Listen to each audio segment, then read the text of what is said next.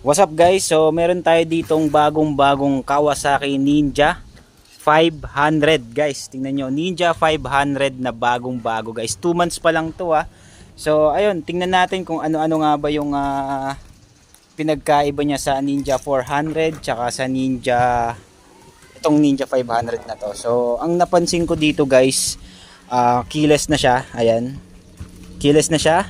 Unlike sa Ninja 400 sir, may ano pa siya no? Disusi pa siya. So ABS na rin siya guys.